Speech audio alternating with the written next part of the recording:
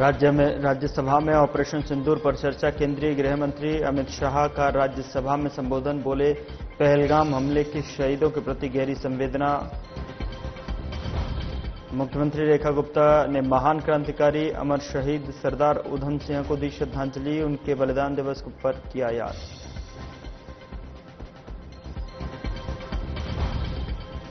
Delhi police को मिलेगा नया पुलिस कमिश्नर। दिल्ली होमगार्ड के डीजी SBK सिंह को मिला सीपी का additional charge. Commissioner Sanjay Arora की जगह मिला सीपी का एडिशनल चार्ज।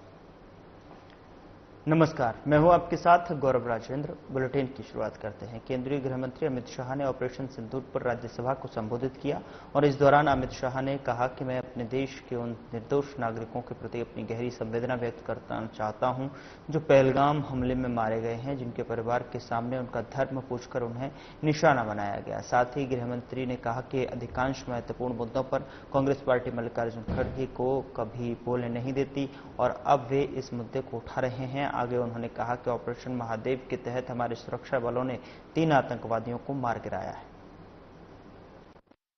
मंत्री जी के बाद जाएगी आपका आचरण संसदीय गांव में पाकिस्तानी आतंकवादियों द्वारा जो नृशंस हमला हुआ और उसके जवाब में भारत सरकार ने और भारत की सेनाओं ने जो मजबूत जवाब पाकिस्तान के आतंकवादी ग्रुप्स को और पाकिस्तान को स्वयं को दिया, ऑपरेशन सिंदूर के माध्यम से उसका पर सदन में चर्चा पर मैं हिस्सा लेने के लिए खड़ा हूं।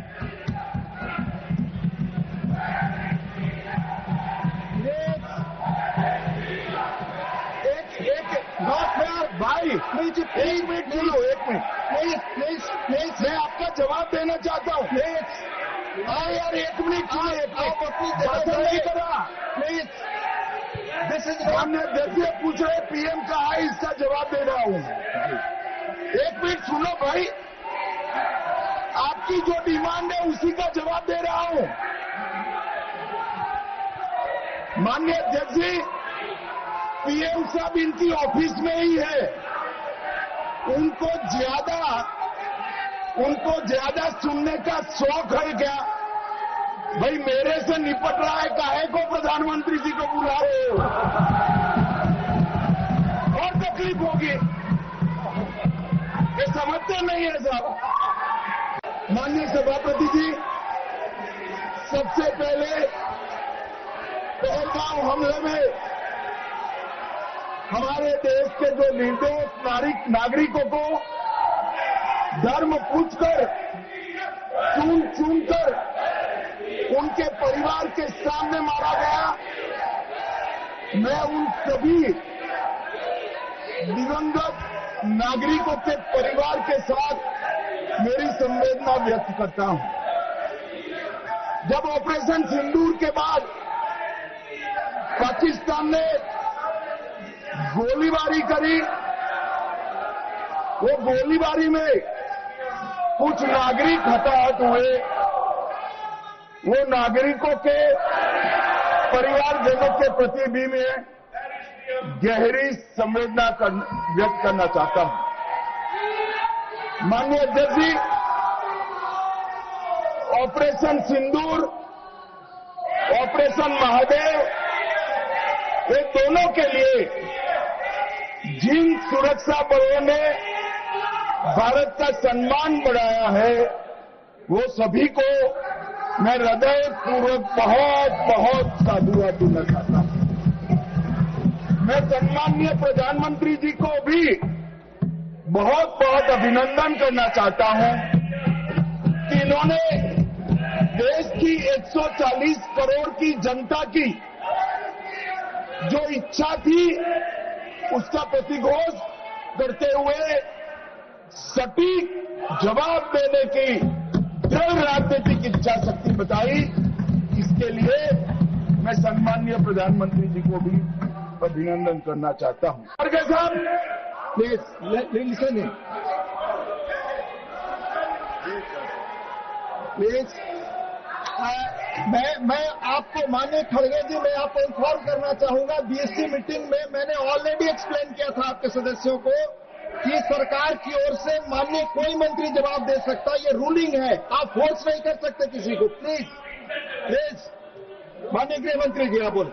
और मान्यवर खड़गे साहब उठा रहे हैं, ज्यादातर महत्वपूर्ण मुद्दों पर कांग्रेस पार्टी खड़गे साहब को बोलने नहीं देती है, पीछे से सारे को खड़े करती है, और वो ये मुद्दा उठा रहे हैं।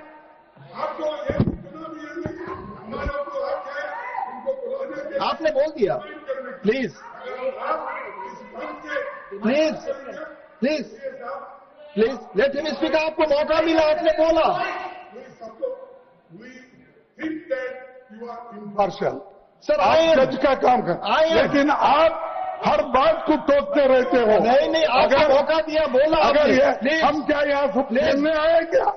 आपने को मौका दिया, आपने बोला हमारे पास मैंने भी बताया कि मैंने और हर मीटिंग में क्या स्पष्ट किया जो आपने बात की, प्रधानमंत्री की बात की, इधर स्टेटमेंट पर भी लाया हूं मैं। लेकिन प्रधानमंत्री को यहाँ माने की बिजनेस एडवाइजरी कमेटी में ये निर्णय लिया गया था, चर्चा आप जितनी चाहोगी हो करेंगे, जवाब कौन देगा वो सरकार तय करेगी, माननीय प्रधानमंत्री जी तय। मुझे मालूम है मान्यवर ये क्यों जा रहे हैं, मुझे मालूम है मान्यवर मुझे क्यों जा रहे हैं। वो इसलिए जा रहे हैं कि इतने सालों तक वोट बैंक प्रोटेक्ट करने के लिए, आतंकवाद को रोकने के लिए इन्होंने कुछ नहीं किया। ये डिबेटें सुनी ही नहीं सकते, ये जवाब है सुनने।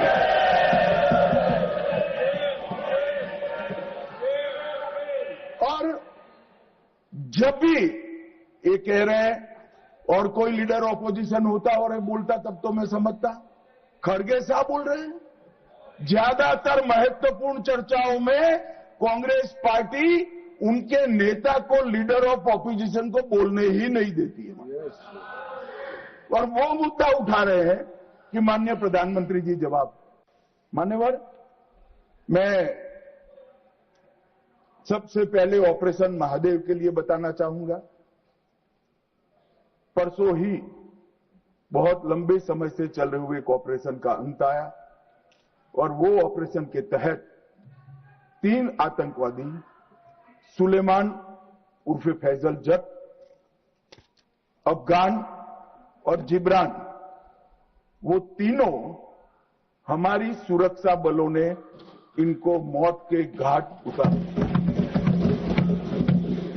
मानवर, सुलेमान ए श्रेणी का लश्कर तैयबा का कमांडर था। उसने पहलगांव हमले में उसकी ही राइफल से गोलियां चली थी, गगनगिरी में भी उसकी राइफल से गोलियां चली थी, और उसको हमारे सुरक्षा बलों ने कश्मीर छोड़कर पाकिस्तान भागने नहीं दिया। अफगान भी ए ग्रेड का लश्कर तैयबा का कमांडर था, और जिब्रान भी उच्च आला दर्जे का लश्कर तैयबा का आतंकवादी था। मान्यवर, इससे स्पष्ट हो गया है कि ये आतंकवादी हमले में लश्कर तैयबा का हाथ था, इसके इशारे पर ही ये घटना हुई थी। बहुत विगत जांच करिए मान्यवर, लगभग 1055 लोगों के स्टेटमेंट लिए हैं। इसके आधार पर इनके रेखाचित्र भी बनाए गए। उसके बाद ट्रैकिंग करते हुए 2 दिन जिन्होंने इनको आसरा दिया था, वो ढोंक के मालिकों को और उनकी वृद्ध माता को भी पूछताछ करी थी। ये जो मृतदेह मिले आतंकवादियों के, उसका परिचय, उसकी शिनाख्त ये तीनों लोगों ने कर ली है। ये तीनों लोगों ने कहा कि यही आतंकवादी है जो 21 तारीख को हमारे ढोंक में रुके थे और हमसे खाना लेकर गए थे। तो एक और सबूत हमारे पास आ चुका है। चेहरे का मिलान भी कैमरे के माध्यम से बहुत अच्छे तरीके से संतोषजनक रीत से हुआ है।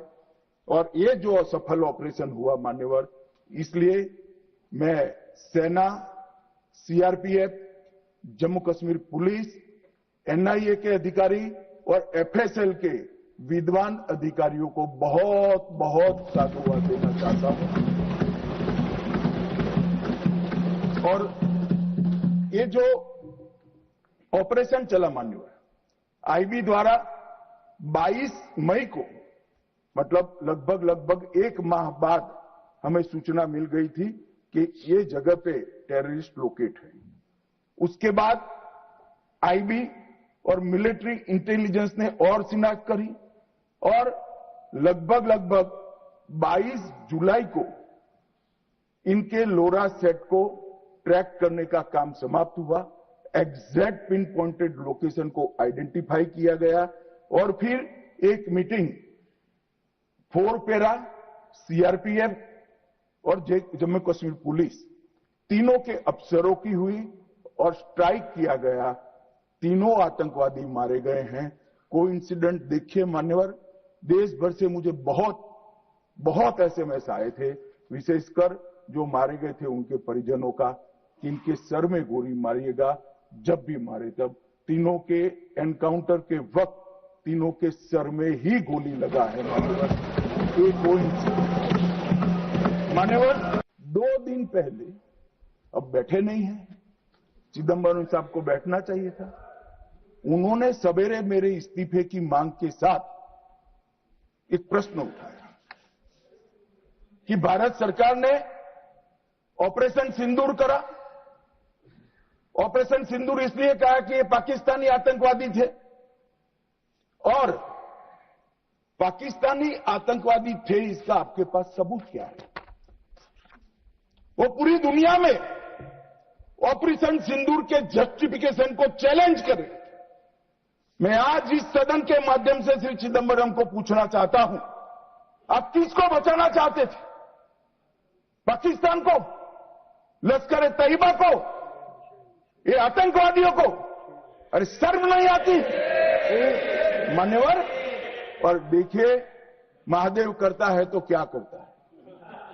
जिस दिन सवाल पूछा उसी दिन ये तीनों आतंकवादी ढेर हो गए, और जवाब तो घटनाक्रम ने दिया। मगर ये कांग्रेस पार्टी की मानसिकता पूरी दुनिया के सामने चिदंबरम साहब ने उजागर कर दी। हमारी वोट बैंक के लिए हम पाकिस्तान का समर्थन करते हुए भी नहीं डरेंगे।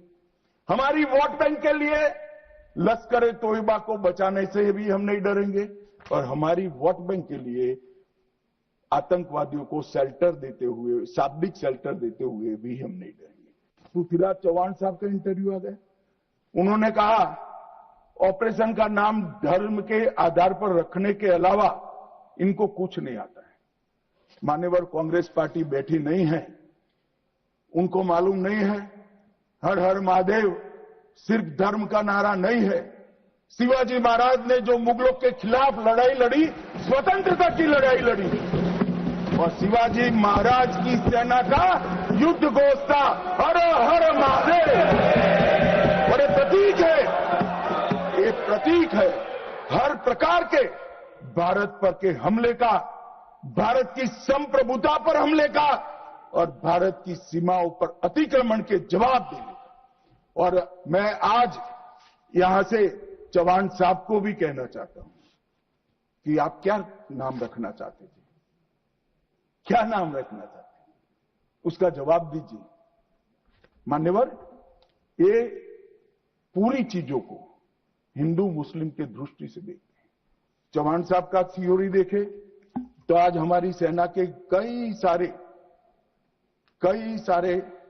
हमारी सेना के डिवीजनों का जो नारा है, युद्ध घोष है, कहीं प्रभु रामचंद्र की जय, कहीं जोश बोले सो निहाल सत श्री अकाल है, कहीं जाट बलवान जय भगवान है, क्या सियावर रामचंद्र की जय है, कहीं पर काली माता की जय है। ये सारे उद्घोष आप नहीं स्वीकारते हो, ये भाजपा ने रखे हुए नहीं है मान्यवर। ये हमारी सेना के जवानों से मन से निकलने वाला ये युद्ध घोष, इसको हिंदू मुस्लिम के दृष्टि से नहीं देखना चाहिए। जिन ऊंचाइयों पर ये छुपे हैं, जिस प्रकार की निर्जन जगहों पे 22 दिन तक सीआरपीएफ सेना और जम्मू कश्मीर की पुलिस ड्रोन से भेजे हुए खाना खाकर इतनी कठिन परिस्थिति में इनका पीछा कर कर मारा है, और आप मुहूर्त पूछ रहे हो क्यों नहीं मानना है आज? क्योंकि आज राहुल गांधी का भाषण था। इस तरह से नहीं चलता है मान्यवर। पूरे देश की जनता कांग्रेस पार्टी को देख रही है। इनकी प्रायोरिटी देश की सुरक्षा नहीं है, राजनीति है। उनकी प्रायोरिटी आतंकवाद को समाप्त करना नहीं है, अपनी वोट बैंक है। उनकी प्रायोरिटी हमारी सीमा की सुरक्षा नहीं है, उनका सेक्युलर और अपीसमेंट का पॉलिटिक्स है मान्यवर। मगर हम इससे इत्तेफाक नहीं रखते हैं मान्यवर। आज मैं ऑपरेशन सिंदूर के बारे में भी बताना चाहता हूं। 22 अप्रैल को हमला हुआ। 22 अप्रैल को ही मेरी प्रधानमंत्री जी से बात हुई। वो विदेश थे। लगभग 2-2:30 बजे के सुमार पे बात हुई। मैं शाम होने से पहले ही श्रीनगर पहुंच गया था। दूसरे दिन सुबह सुरक्षा बैठक उसी रात को कर दूसरे दिन सुबह जहां मृतदेह थे वहां जाकर उनको श्रद्धांजलि देने के लिए गया। मान्यवर, वो मेरे जीवन का ऐसा दिन है जो मैं कभी नहीं भूल सकता। एक 6 दिन की शादी, एक बच्ची ने जिसकी शादी को 6 दिन हुए हैं, वो विधवा होकर हमें पूछती थी कब इसका बदला लिया जाए। मान्यवर, सब लोग क्षुब्ध थे। ना पानी पिया था, ना चाय पी थी, ना पीने की स्थिति थी। मैं मेरे जीवन में वो दृश्य नहीं भूल। आज भी वो दृश्य आ जाता है तो नींद से खड़ा हो जाए, इस प्रकार की वेदना होती है मान्यवर। ऐसा जघन्य अपराध कभी नहीं हुआ। धर्म के नाम पर पूछकर चुन कर इनके परिजनों के सामने मरे, छोटी बच्चियां, छोटे बच्चे, वृद्ध मां, उनकी पत्नियां, उनकी बहनें, इस सब के सामने मारा गया। और क्यों मारा? क्योंकि वो संदेश देना चाहते थे कि इस्लाम से मुक्त हम कश्मीर को नहीं होने। मैं आज इस से उनको संदेश देना चाहता हूं, जितना हो सके उतना प्रयास करना। कश्मीर आतंकवाद से मुक्त होकर रहेगा और होकर 23 अप्रैल को, इसके पहले कल भाषण में कहा, वहां पर आज भी बोले, मैं बैठा था कि 24 अप्रैल को मोदी जी चुनावी सभा करने में। हमारे साथी ने जवाब दिया इनका। परंतु मान्यवर, मैं सदन का रिकॉर्ड क्लियर हो इसलिए मोदी जी वो सभा में क्या बोले थे वो कहना चाहता हूं। मोदी जी ने 24 अप्रैल को बिहार की जनसभा में जो कहा था वो चुनावी सभा नहीं थी। इस देश के प्रधानमंत्री की जिम्मेदारी है कि देश की जनता की भावनाओं को दुनिया के सामने ढंग से रखे। मैं कोट अनकोट उनके भाषण को पढ़ता हूं। मैंने 22 अप्रैल को पहलगांव का यह हमला केवल निहत्थे पर्यटकों पर नहीं बल्कि पूरे भारत की आत्मा पर हुआ एक दुस्साहसपूर्ण प्रहार। आतंकवाद के प्रति दृढ़ और कड़ा रुख, आतंकवादियों और इस हमले की साजिश रचने वालों की कल्पना से भी बढ़कर उनको बड़ी सजा दी जाएगी।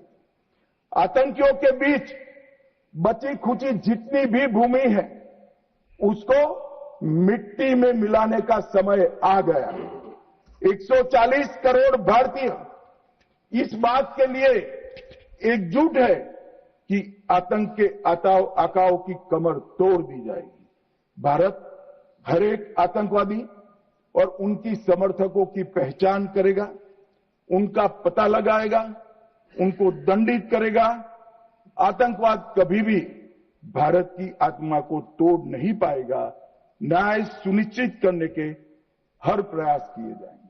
हम सब वर्षों से मानते थे कि हिंदू जल संधि एक तरफा है, हमारा पानी 80% वहां नहीं जा सकता, मानिए, और वहां तक कि वहां से गाद निकालने की भी परमिशन, उनकी कैनाल बनाने के पैसे भी भारत ने भेजे। और मान्यवर, ये पानी पर अधिकार है भारत के किसानों। कश्मीर, पंजाब, हरियाणा, राजस्थान और दिल्ली का पीने का पानी अब कुछ ही समय में सिंधु के माध्यम से राजस्थान तक पहुंचेगा। एकीकृत जांच चौकी अटारी की जो चल रही थी, उसको हमने बंद कर दिया। सार्क वीजा समाप्त कर दिया। 24 घंटे में सारे पाकिस्तानी नागरिकों को हमने वापस भेजना शुरू कर दिया। नई दिल्ली स्थित पाकिस्तानी उच्चायोग में रक्षा, सैन्य, नौसेना और वायुसेना के सलाहकारों को अवांछित व्यक्ति घोषित किया गया और दोनों उच्चायोग में स्टाफ को कम करा दिया गया। 55 से घटकर 30 करा दिया और सीसीएस ने संकल्प लिया कि भेजने वाले और कृत्य करने वाले दोनों को दंडित किया जाएगा। इसके लिए सेना को खुली छूट देने का काम सीसीएस ने। ये पूछ रहे थे कल, क्या हुआ, कैसे हुआ? सीसीएस के फैसले जो है वो मीडिया में आए थे, मगर उनको पढ़ना नहीं है, क्योंकि सारे जो फैसले लिए वो उनके द्वारा किए हुए निर्णयों को रद्द करने के और उनकी नीतियों के खिलाफ जो निर्णय हुए वो है। मान्यवर, 30 अप्रैल को सशस्त्र बलों को ऑपरेशनल फ्रीडम देने का काम प्रधानमंत्री जी ने किया कि रक्षा मंत्रालय और सेना दोनों मिलकर तय करेंगे टारगेट क्या होगा, तरीका क्या होगा, स्थान क्या होगा और समय क्या होगा। और इसको हमारे सेना के जवानों ने इसको बहुत बखूबी निभाया। 7 मई को रात को 1:04 पर पाकिस्तान के 9 आतंकी अड्डों को ध्वस्त कर दिया। रक्षा मंत्री जी ने लोग बताया कम से कम 100 लोग मरे, 100 से ज्यादा मरे मगर कम से कम 100 मरे। और मान्यवर, लश्कर तैयबा, जैसे मोहम्मद और हिजबुल मुजाहिदीन, ये तीनों के हेडक्वार्टर को ध्वस्त करने का काम नरेंद्र मोदी सरकार ने किया, हमारी सेनाओं ने। और मान्यवर, हमने तुरंत ही उनको सूचना दी। हमने उनको बताया मरकज सुभानअल्लाह बहावलपुर, मरकज तैयबा मुरीद के Mehmoona Joya camp Sialkot, Sarjal camp Sialkot, Sawai Nala camp Muzaffarabad, Syedna Bilal camp Muzaffarabad, Gulpur camp Kotli, Barnala camp Bhimber और अब्बास कैंप कोटली, उसको हमने समाप्त कर दिया है, तोड़ दिया है। और ये हमारे आत्मरक्षा के अधिकारों को उपयोग करते हुए कहा है हमारी कार्रवाई। फिलहाल बुलेटिन में इतना ही। नमस्कार।